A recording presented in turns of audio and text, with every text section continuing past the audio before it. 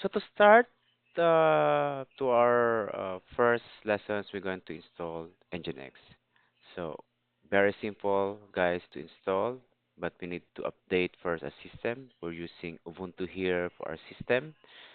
And if you are using another variety of Linux like CentOS or anything that related from the Red Hat, so I think DNF ang command niya. But of course, sa ating tutorial ngayon is we need to stick with what I'm using right now sa aking virtual machine, which is Ubuntu, and it will cover a lot sa lahat ng ating lesson because Ubuntu is very easy to understand. Okay, so right now malapit na po tong matapos.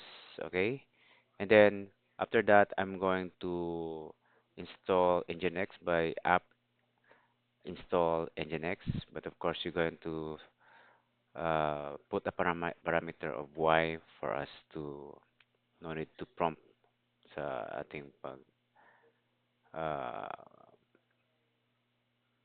and there you have it. It's already done. Right now we're going to fire our browser and ito po yung makikita po natin sa browser natin. Okay? And it's it's working right now.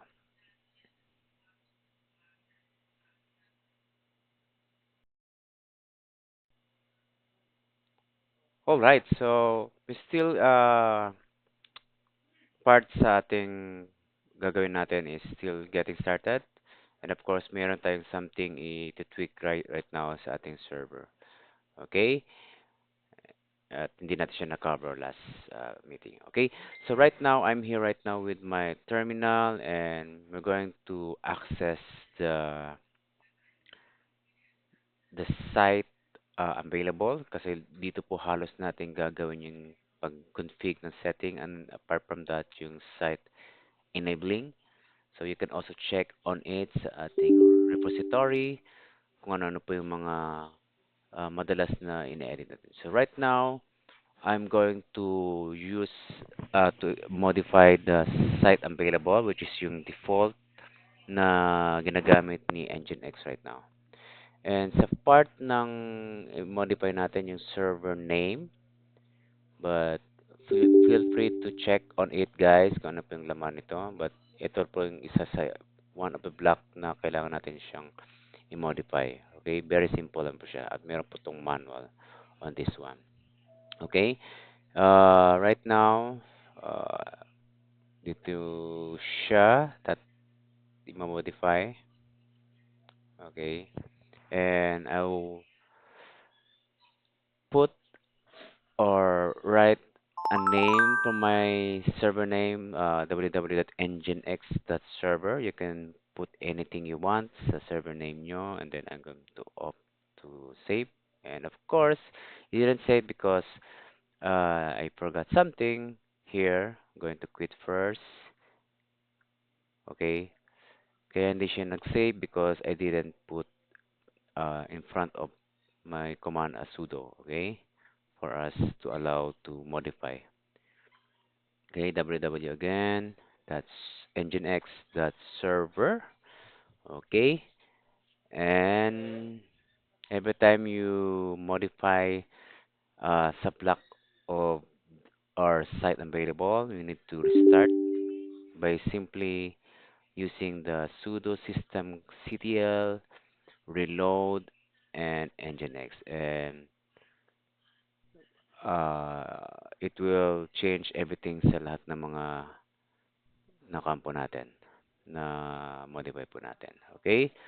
And again, so we will see you again sa ating next na.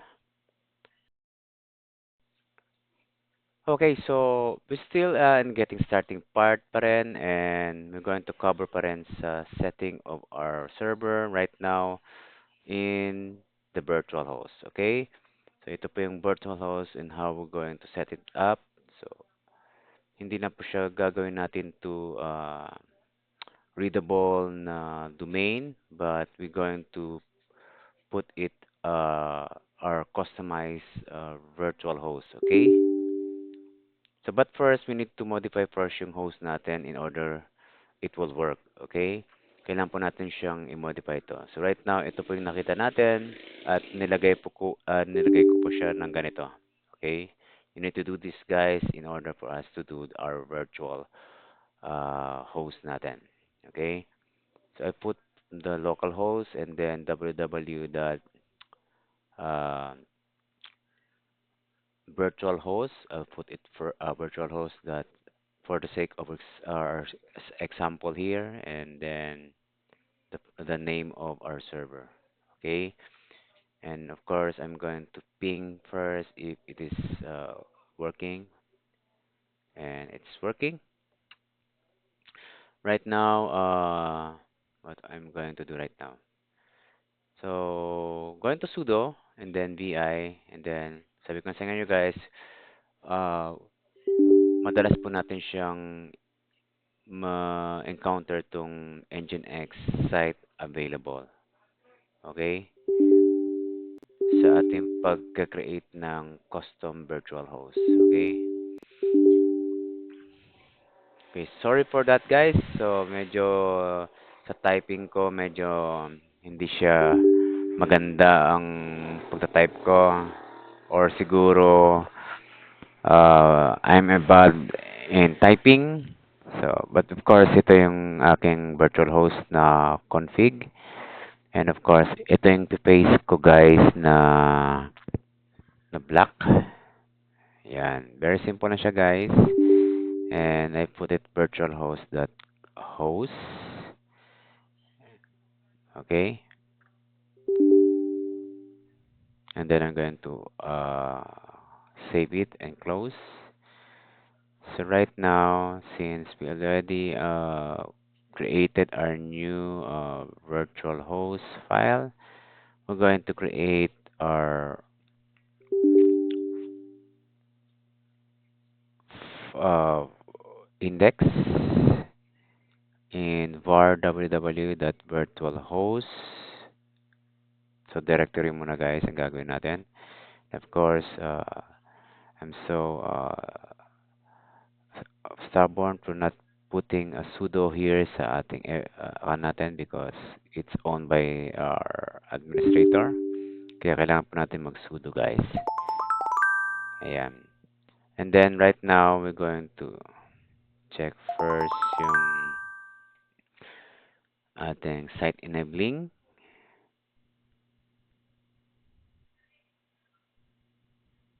Hmm, I forgot what to do. I'm getting disturbed. So ito po yung natin gagawin natin. We're going to link on it.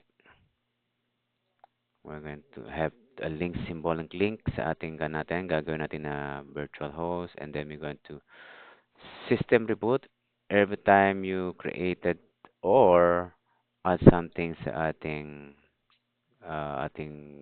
configuration. Okay, after rebooting sa Nginx po natin, we're going to open again our editor to create a dummy na HTML or index. Okay, and then what we're going to do afterward is I'm going to save, of course. Mm, yan. Remember natin na save. Okay, balik natin. Okay, save.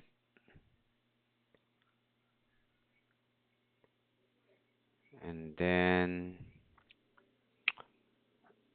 since we already have our virtual host, so we're going to access ating browser with the name that we put our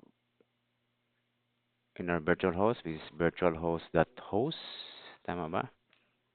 Yan. And then it will work. Okay. And kailangan natin siyang open. Okay. And there you have it. So, okay na yung ating virtual host. Alright, so we're moving forward again sa ating lesson and right now is reverse proxy. Okay?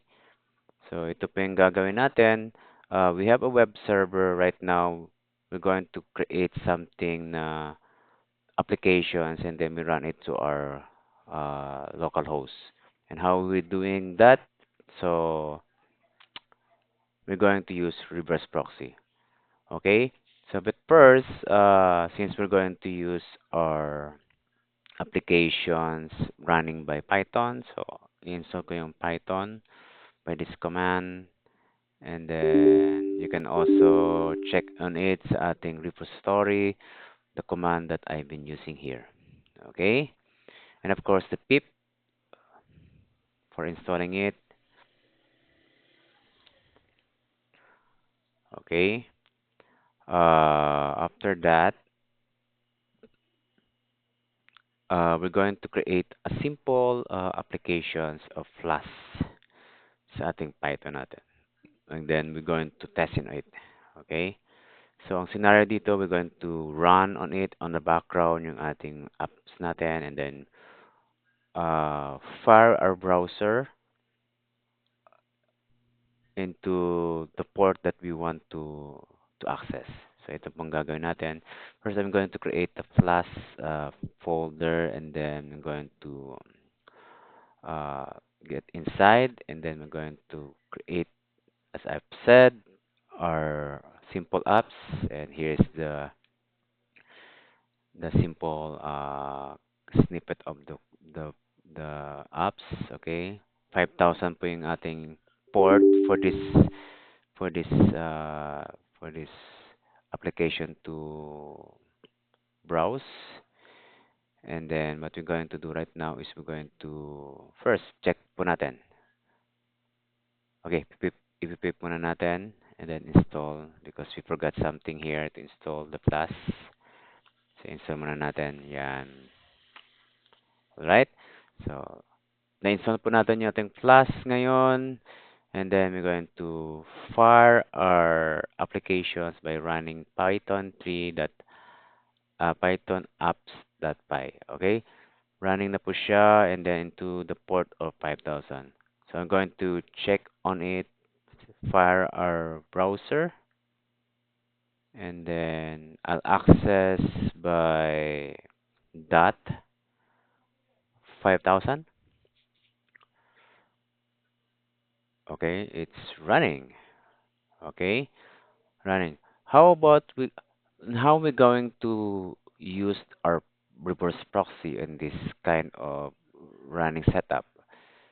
So first, I'm going to cancel it for a while, and then we're going to tweak something here sa ating Nginx na setup natin. Okay? So same pa rin yung sa default sa site available. Doon po natin siya i-modify. Okay? Siguro mga dalawa or tatlong line of uh, parameter lang ang ating i-modify doon. Okay? Sa Etsy, like I said, Nginx, and then the site available, available, available, available, and there you have it. And then default at sa virtual host, default po at ang gagawin natin, ang ating i-modify pala, yan. Diyan sa location na black na yan, meron po tayong i-add dyan. And that is I will going to paste on it, the proxy pass, and then yung ating uh, ating IP address, which is the local host, and then yung port. Okay? Yung setup header, and then yung proxy set header. Yan. Yan lang po yung ating i-add dito. Okay? And then, okay na tayo dito. I'm going to save on it. And then, of course, every time you set up, you change, you need to restart. Of course, kailangan natin siyang i-check again dito na dapat mabubuksan natin sa browser ang ating host natin, Etsy host. Okay? Uh, what else? What did I miss here? Since we already created our setting our reverse proxy. Let me check first my note here, what I did miss here. Okay. So sa ngayon, yun lang talaga yung basic, guys, na for that. And we're going to nginx.t for us to check if it is working. So if it's working naman, naging successful naman siya, so no problem. So we need to reboot again our nginx for us na ma-apply po yung ating nilagay dun sa setup natin. Okay? We're going to fire up again our browser, and then now let's check the magic of the reverse proxy right now. Yeah. So of course, down po talaga yun siya because we didn't run our Python Flask na applications. So right now, what we're going to do is run our Python since we already inside our apps Python. So ito po yung running na apps, and gagawin na lang natin is var our domain but without the port because it's really already set up sa ating yun na yung role ng ating natin. Okay? Sasalo na niya ang running na ano. Okay, so there you have it sa ating reverse proxy, and we're going to tackle the next topic about the load balancing. Okay, so I'm going to enjoy this, guys, to teach you. All right, so we're going to move sa ating next lessons is a load balancing, and of course I'm going to install the Python for our Flask because we already do this in the last lessons, but we're going to do this instead. Okay, and we're going to pause for a while. Okay, it's already done sa aking part, and of course same with you guys, and we're going to create a couple things here like our two folder, one for the plus one, plus app one, and then we're going to create again another plus app. Gagawin lang natin dito is we need to copy na lang. Of course, papalitan lang natin to app one and app two. Okay? Kasi ang gagawin kasi natin dito is load balancing, okay? Both two applications running and then accessing the one host domain name, and it will uh, interchangeably ang pag-load niya, okay? You will see that in actions kung how load balancing uh, running, okay? So right now, I'm going to run install first our Flask, okay? Like we used to do that in our past uh, lesson, okay?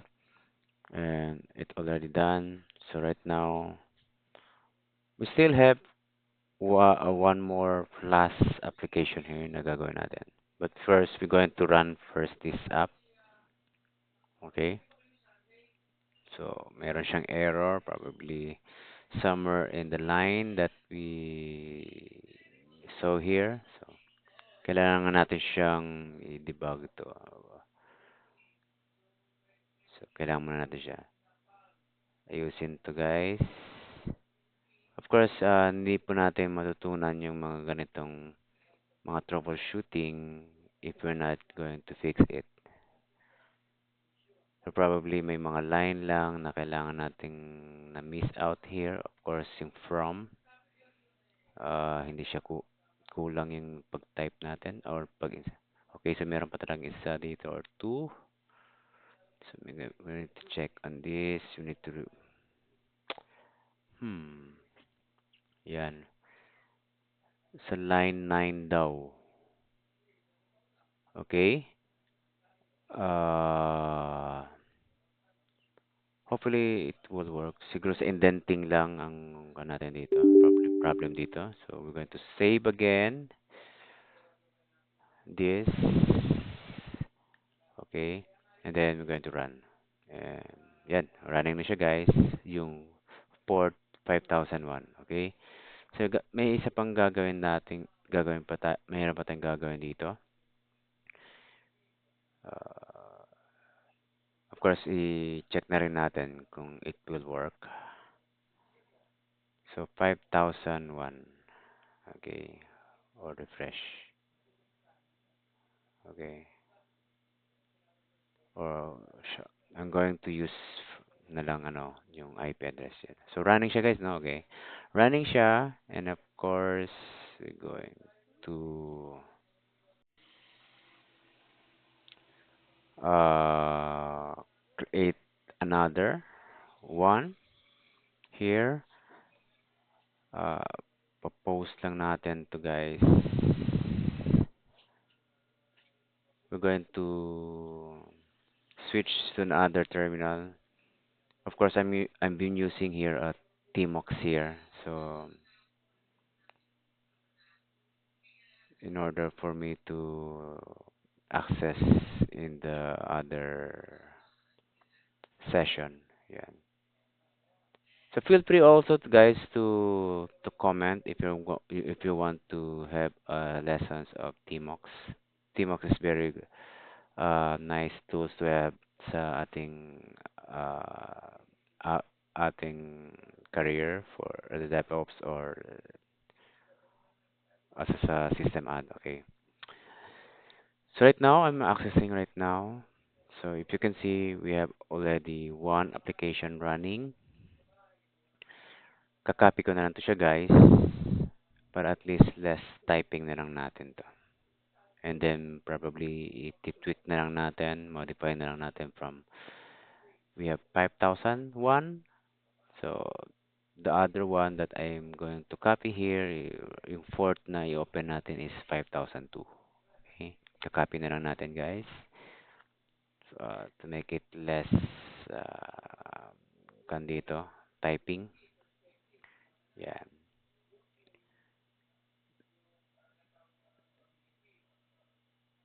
Okay. 2. Going to create a file name 2 plus up to. Yan, recursive. And then, ito pa yung laman niya ngayon sa ating two applications. So, let's clear first. And then, I'll go into VI sa loob ng flash natin, not folder 2. Ayan. Okay, dito, i-modify ko na lang siya guys, but at least we will see the difference sa ating text natin na i-display sa browser natin. Okay? This is load balancing 2, and then I'm going to uh, save on it.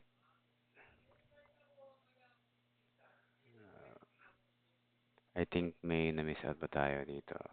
I think ang port yata, hindi ko nalagyan. Yan. Oh, it's mali. Uh, plus 2. Yan. Plus 2. Yan. And then,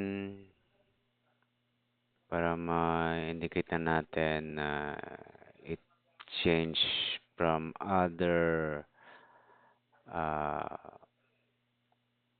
other port. So 5002, and then I'm going to change on it at load balancing 2. Yan. Save natin. And then I'm going to run on it. Run natin to siya, guys. Hop. Mali, mali. Quit. Uh, yan. Okay. Quit muna. I think ito running na po yung up 1. And then I think I'm going to run the up 2. Yan, up 2 ang ating natin. Iraran natin. Python 3. Oops. Narang na natin to in 51. So it's already It already used. So I think may something tayo na. Yan. So 2 lang pala. Okay? So running na siya. Okay. We're going to check on it. Sa port 5002 if this work. Okay. 5002. Okay.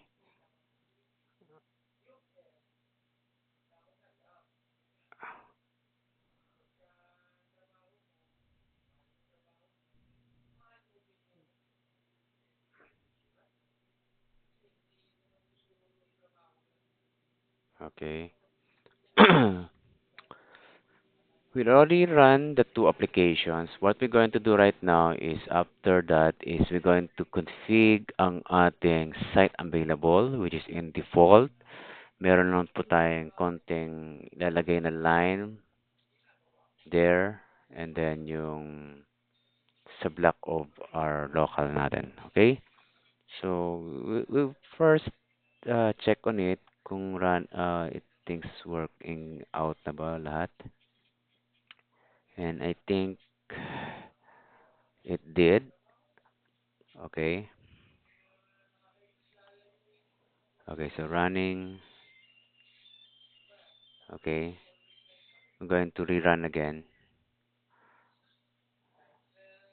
5001, load balancing 1. So, okay naman siya.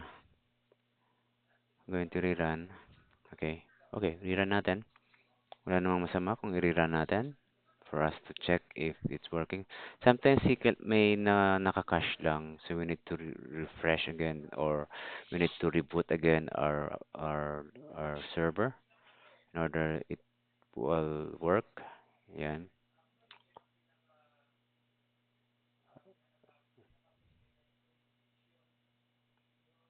Okay. So, refresh.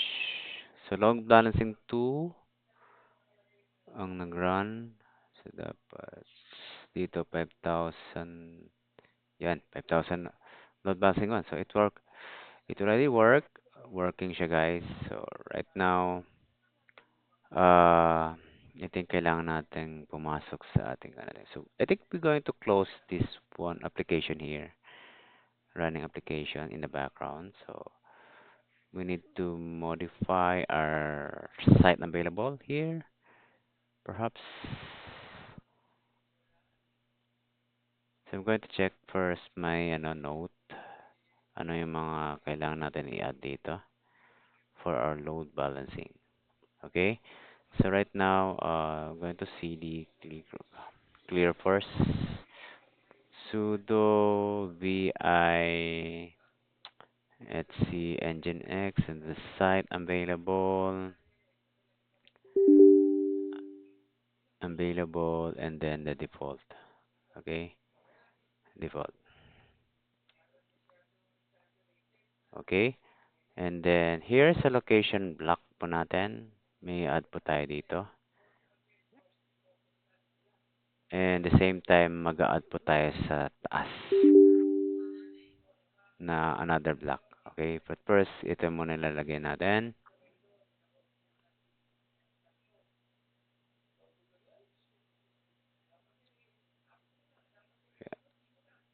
Sige, lalagay na lang natin yung isang block na sinasabi ko, guys. Yan. At ito po yung block na yun. Okay, upstream.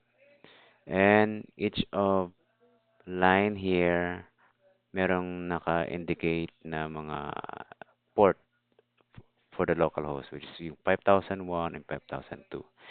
And then we're going to reference its ating local setting here sa baba. Okay. Dito, nawala yata yung pinaste ko ah. Okay, yung upstream. Okay. We're going to save, going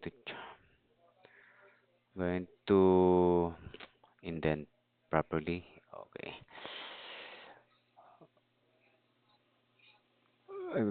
Indent. Okay. Indent na din. Okay. And then, ang hirap nito. All right. And then, sumasama.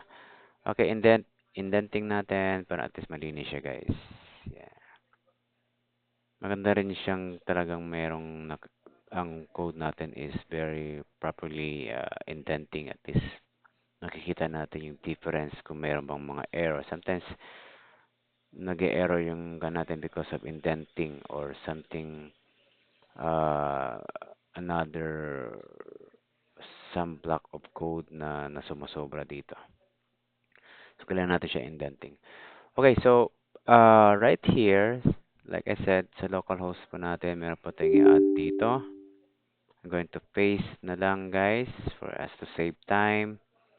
The proxy, and then instead of our port number of the localhost, we're going to put the HTTP colon the flash server.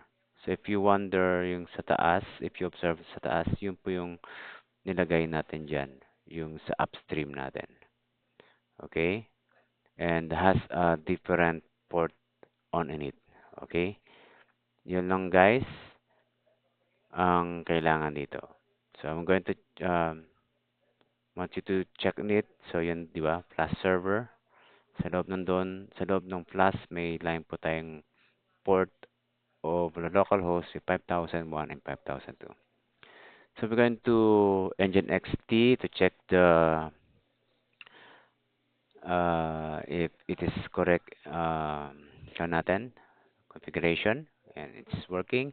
Right now we're going to reboot on it for us to check if it is running. And it's running. Now what we're going to do right now is we're going to fire our browser to check on it if it is running yung load balancing natin. Okay? Yan. So here right now nakaran pa siya into accessing the port. Ang gagawin na lang natin is we're going to access in the domain. Okay? Of course, nagkamali siya. So, kailangan natin siyang ilalagay typing by HTTP. Nag-error siya. Let me check first. Bakit hindi nag-run? That, why is that happening?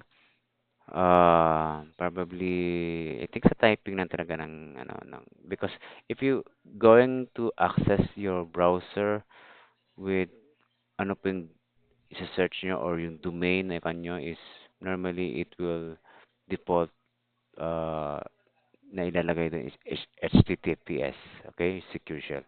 But of course, kailangan pa rin natin siya i-check dito sa ating natin if this is running. Right now, I think it's not running yung Python 1 natin, app 1 natin. So, kailangan natin siya i-run to.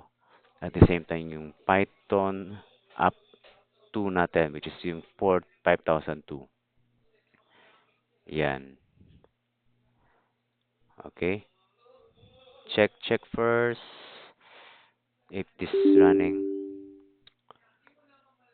Hindi kasi mangyaring magiging load balancing yan if this app application for the Python is not running. Okay, now it's running now, both the app 1 and app 2.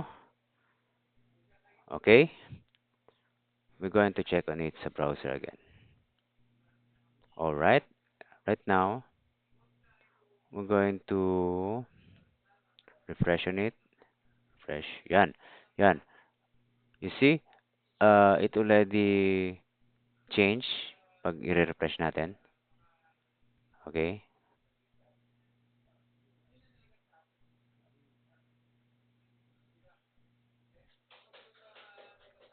Okay? Type ko na muna kung it is still work. It's already work. Yan. Op, mali. Okay. Balik tayo. Okay. Yan. At least working siya, guys. Ayan. Working ng ating. Okay, for the next, the last topic that we're going to discuss about sa SSL po natin. Paano po natin siya i-configure sa ating Engine X. And ito po yung gagawin natin. Okay, so going back again sa ating terminal natin. And madalas pa rin natin gagawin to from time to time. Like the previous topic that we used to be. So, yung natin, yung sa site. But we're going to install first the OpenSSL. You can also check that on my repository. So basically, ang configuration dito is config yung country, but nevertheless, hindi natin masyado siyang gagamitin dito. I-ignore lang natin to. But yung may isa dito, yung kailangan natin FQN.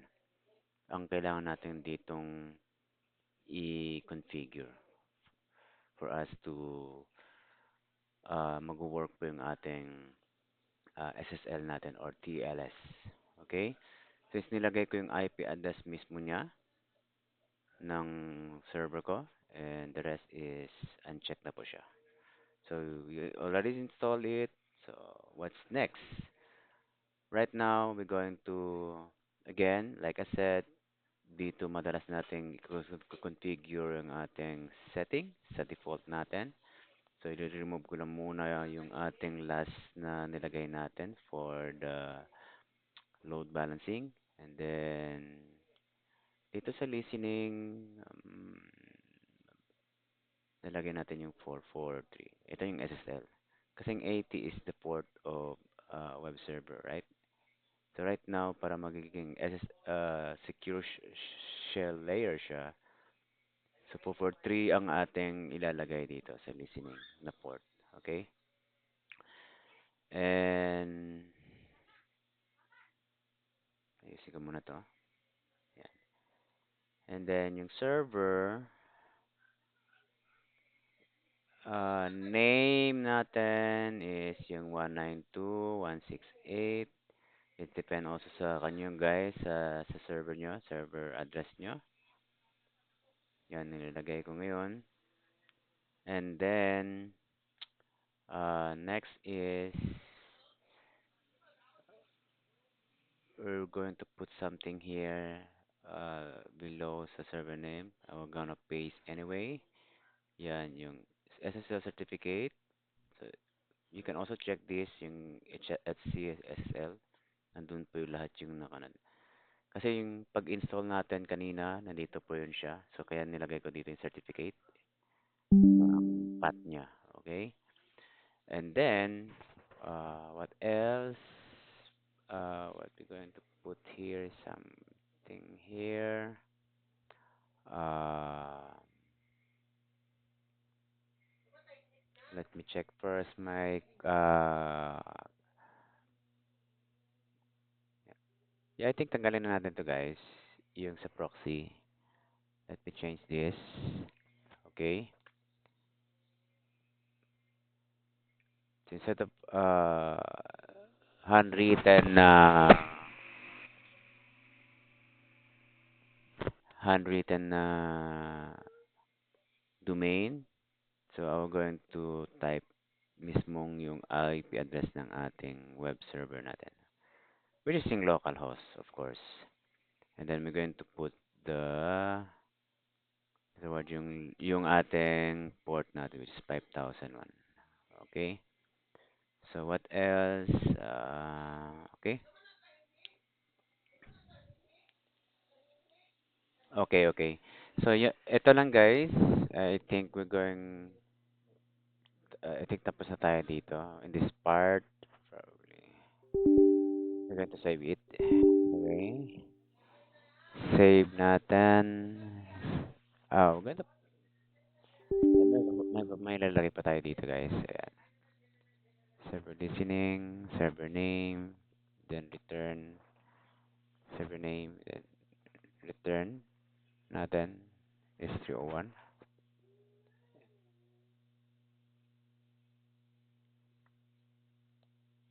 Yan, ito pa yung nakita ko sa nasa note ko. So ito pa yung kailangan pa natin ilalagay sa baba. Okay, so let me check again. Sa taas. Okay.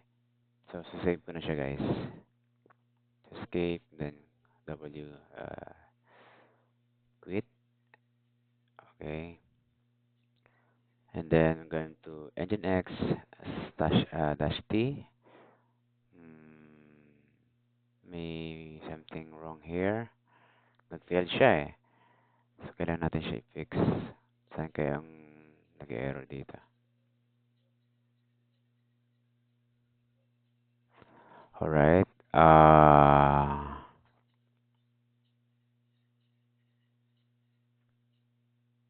Let me check first again sa default setting natin sa site available. I think may nalagay tayo dito na ano. Yan. So, I think I forgot to close with colon.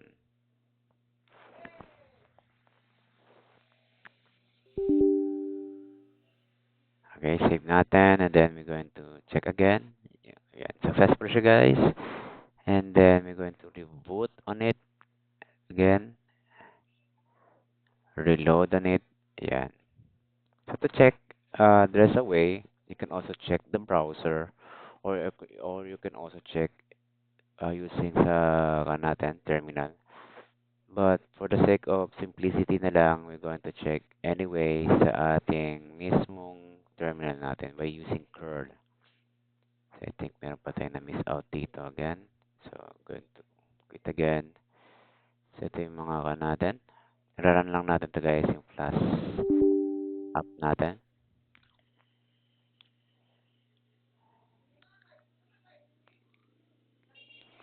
Okay.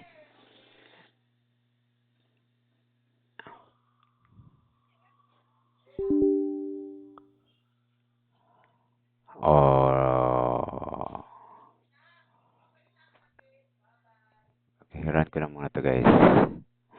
Python py, then run on it. Okay.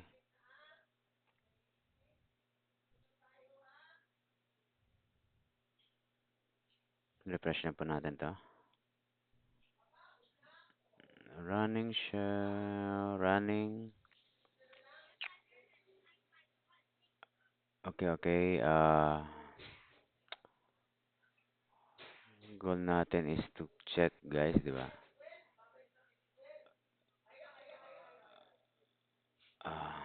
Ano ba yung sa history? Okay, so na-disconnect pala ako guys. So, we need to reconnect again. Reconnect sa aking server. Then, we're going to curl. Curl dito.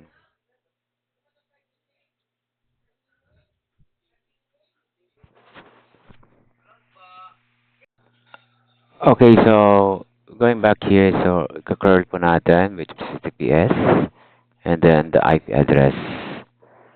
And pag nag appear siya yung ating kampo natin dito sa browser. So meaning the HTTPS is working right now. Okay? So ito pa yung nangyari ngayon.